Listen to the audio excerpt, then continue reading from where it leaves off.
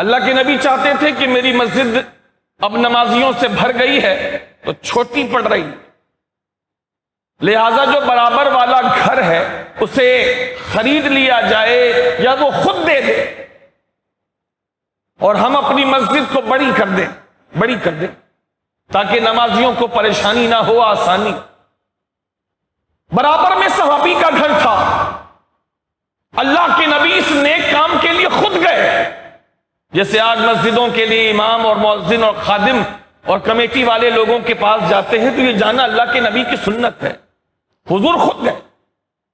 اس بندے سے ارشاد فرمایا کہ کیا تو اپنا یہ مکان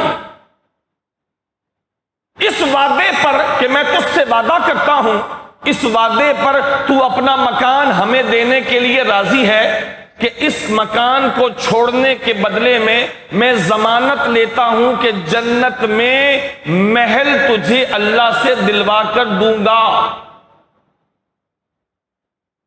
بغیر پیسے لیے چھوڑنے پہ راضی ہے؟ اس لیے کہ بھی اتنے اسباب اور اتنے پیسے اور مال ہمارے پاس ہے نہیں۔ اس صحابی رسول نے عرض کی یا رسول اللہ آپ کا فرمان میرے سر آنکھوں پر، لیکن یا رسول اللہ میری حیثیت بڑی کمزور ہے، میں کہاں جاؤں گا اپنے بچوں کو لے کر؟ آپ کا وعدہ مجھے قبول ہے لیکن یا رسول اللہ میں بڑا کمزور ہوں، میں بغیر پیسوں کے یہ مکان دوں تو میں کہاں جاؤں گا؟ تو اللہ کے نبی واپس آ گئے۔ عثمان غنی اس موقع پر موجود نہیں تھے، کہیں گئے ہوئے تھے، یہ بات ان کی غیر موجودگی میں ہوئی۔ جب عثمان غنی جہاں گئے تھے وہاں سے واپس پلٹے تو لوگوں سے سنا کہ اللہ کے نبی برابر والے مکان کو اس وعدے پر لینے کے لیے گئے تھے کہ اگر وہ مکان اللہ کے نام پر دے دے گا تو اس کو مسجد میں شامل کر لیا جائے گا، اور اللہ کے نبی اس مکان کے بدلے میں جنت کا وعدہ دے رہے تھے کہ جنت میں محل دلاؤں گا اللہ سے۔ لیکن وہ شخص جس کا وہ مکان ہے وہ کمزور آدمی ہے، تو اس نے اللہ کے رسول سے بڑی عزت سے بڑے ادب سے معذرت کر لی۔ عثمان غنی اللہ کے نبی کے پاس نہیں آئے، سیدھے اس بندے کے پاس گئے جس کا وہ مکان تھا اور ارشاد فرمانے لگے کہ کیا تو یہ مکان بیچے گا تاکہ اللہ کے نبی کی مرضی کے مطابق تیرے مکان کو مسجد میں شامل کر لیا جائے، مسجد بڑی ہو جائے، کیا تو بیچے گا؟ اس نے کہا ہاں میں بیچنے کے لیے تو تیار ہوں کہ مسجد میں شامل ہو جائے۔ عثمان غنی نے پوچھا کیا لے گا؟ اس نے جو بھی قیمت بتائی عثمان غنی رضی اللہ تعالیٰ نے اپنے مال سے پیور اپنے مال سے عثمان غنی نے اس جگہ کو خریدا، اس کو پیمنٹ دی، اور پیمنٹ دینے کے بعد اللہ کے نبی کے پاس آئے اور عرض کرنے لگے یا رسول اللہ علیہ السلام، میں نے سنا ہے کہ آپ نے فرمایا ہے کہ برابر کی جگہ اگر مسجد میں شامل ہو جائے تو جو یہ کام کرے گا میں اس کے لیے جنت میں ایک محل کا وعدہ کرتا ہوں۔ تو اے اللہ کے نبی وہ شخص تو نہ دے سکا اپنی مجبوری کی بنا پر، اگر کوئی شخص اپنے پیسوں سے وہ جگہ خرید کر مسجد میں شامل کرنا چاہے اور مسجد نبوی کی توسیع میں اس پیسے کو لگانا چاہے تو آپ نے جو وہ خوشخبری اس کو دی تھی کیا وہ خوشخبری دوسرے بندے کے لیے بھی ہوگی؟ تو رب کے نبی نے ارشاد فرمایا عثمان جو بھی اللہ کے گھر کی توسیع میں اپنا پیسہ خرچ کرے گا میرا اس سے وعدہ ہے کہ میں قیامت کے دن اور جنت میں اللہ سے اس کے لیے محل لے کر اس کو دوں گا۔ تو حضرت عثمان غنی رضی اللہ تعالیٰ نے عرض کی یا رسول اللہ میں نے اپنے پیسوں سے وہ جگہ خرید لی ہے، آپ اس جگہ کو قبول فرمائیں اور مسجد میں اس جگہ کو شامل۔ یہ ایک مشکل بات ہے، پیسے خرچ کرنا وہ ہزاروں میں ہو کہ لاکھوں میں ہو ایک مشکل کام ہے، انسان کی محنت سے کمائی ہوئی رقم کہیں لگ جائے مشکل کام ہے۔ جو حلال کمائی اس نے کمائی ہے پسینہ خون بہا کر، اس کو ون شوٹ لاکھوں روپے، کروڑوں روپے، ہزاروں روپے اس نے محنت سے وہ پیسے کمائے اور پیور ہے، حرام کی بات نہیں ہو رہی۔ پیور ہو، حق حلال کی کمائی ہو، اور وہ بندہ ون شاٹ کہیں پہ سرو کر دے، it's a tough duty to do, مشکل کام ہے۔ لیکن عثمان غنی رضی اللہ تعالیٰ عنہ کو آپ دیکھ لیں کہ اللہ کے نبی سے ایسی محبت تھی کہ پیسے کو انہوں نے کبھی خاک کے برابر بھی حیثیت نہیں۔ اگر اس حوالے سے عثمان غنی کو دیکھیں، he was the unique person, he was the unique person, ایک منفرد انسان تھے وہ۔ اس حوالے سے وہ ایک مضبوط حوالہ تھے وہ، کہ عشق رسول کی بات آئے، عشق رسول کی بات آئے تو وہ اس حوالے سے ایک مثال تھے، سمبل تھے، علامت تھے۔ کہ دوسرا حوالہ لے لے، سخاوت، غنا، تو شاگرد تھے عثمان غنی محمد مصطفیٰ کے، شاگرد تھے، اور شاگرد استادوں سے سیکھا کرتے ہیں، استادوں سے لیا کرتے۔ عثمان غنی شاگرد تھے مصطفیٰ کے، سیکھا تھا، کبھی دولت کو دل میں جگہ نہیں دی، کبھی حیثیت نہیں دی، کبھی پیسے کو، تکابر بھی۔ اور ایک واقعہ عرض کر دوں بس، خلاص، جس نے بڑے بڑوں کو ابھی بھی برتہ حیرت میں ڈال کے رکھا کہ صرف عثمان غنی سننے میں آ رہے ہیں نبی کے خادموں میں، کہ جنہوں نے فزیکلی، پریکٹیکلی اتنا بڑا مال اللہ کی راہ میں دیا۔ نبی کریم علیہ الصلوۃ والسلام ممبر پر موجود ہیں اور حضور پریشان ہیں، بالکل صاف لفظوں میں حضور پریشان ہیں، اور نبی کریم علیہ الصلوۃ والسلام اعلان فرما رہے ہیں، کون ہے جو اس جیش العسرہ کی مدد کرے؟ یہ جیش، یہ لشکر بڑی تنگ دامنی اور تنگ سامانی کا شکار ہے، سامان نہیں، پریشان ہے، لیکن غزوہ تو کرنا ہے، جنگ تو کرنی ہے کافروں سے، ہیں پریشان، اللہ کے نبی پریشان، ممبر پہ کھڑے، اور اللہ کے نبی نے آواز لگائی، ہے کوئی جو یہ لشکر جا رہا ہے دشمنوں کے خلاف، اس لشکر کو سامان سے اور مال سے لاد دے؟ ہے کوئی؟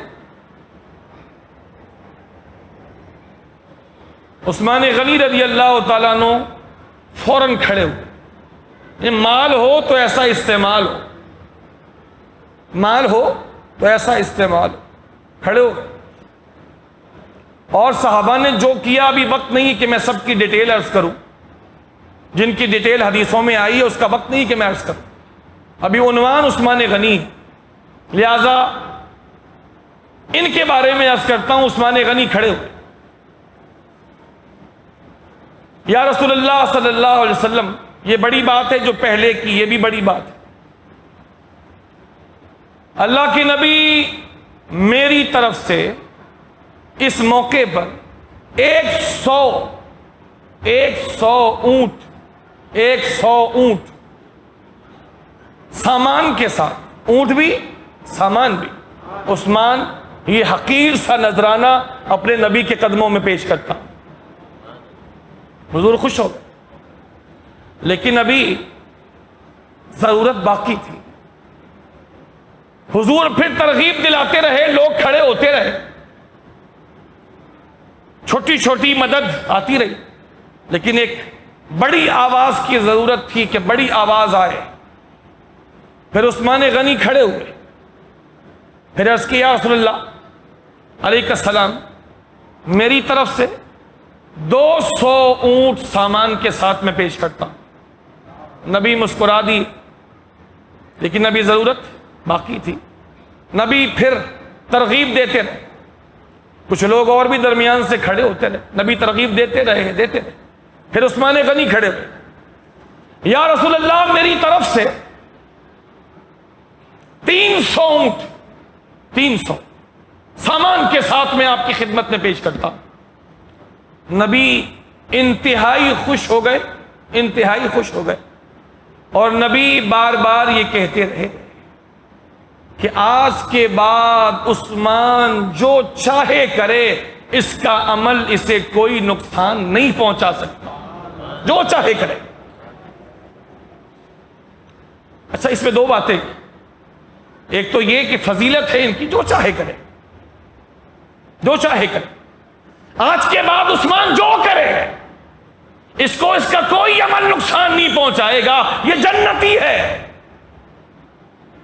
کوئی عمل اس کو نقصان نہیں پہنچائے گا۔ ایک تو یہ بات، اور دوسری بات یہ کہ نبی عثمان غنی کے ایمان پر باقی رہنے کو بھی جانتے تھے، اور ان کے عبادات میں مرتبے کی بلندی کو بھی جانتے تھے، جبھی نبی نے اتنے اعتماد سے فرمایا کہ آج کے بعد عثمان جو بھی کرے اسے کوئی عمل نقصان نہیں دے گا۔